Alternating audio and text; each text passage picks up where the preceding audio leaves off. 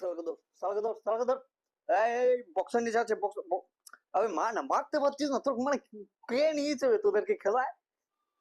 কিরে ভাই, কি খবর?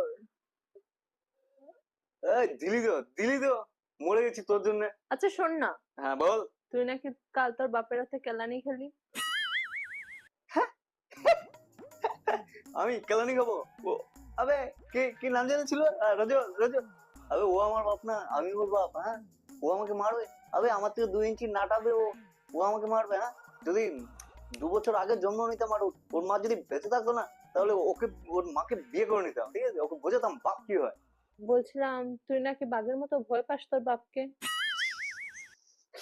কি বলছিস? কে বলে তোকে এসব ভুলভাল কথা? আমি ভয় পাবো? আমি ভয় পাবো বাপকে? তবে জানিস, পাড়ায় আমার নয় না, বাঘে গরুতে এক গাঁটে জল খায় রে। পাড়ার যত নেতারা আছে, যত দাদারা আছে, সবাই আমার কাছে এসে টিপস নেয় কিভাবে লোককে মারতে হবে। अच्छा। আর তুই বলছিস আমি ভয় পাবো? তাও আমার বাপকে, নিজের বাপকে? হ্যাঁ, আর পারিস ও বটে রে ভাই। नहीं, झूठ बोल रहा है। তাই তো বলি, আমাদের বাড়ি সেটা হতে পারে? কখনোই না। সেটাই। হ্যালো আঙ্কেল, শুনলেন আপনার ছেলের মুখের বাণী? হ্যাঁ হ্যাঁ, পরে কথা বলছি। ঠিক আছে ঠিক আছে। चीटिंग करता है तू चीटिंग चीटिंग चीटिंग करता है तू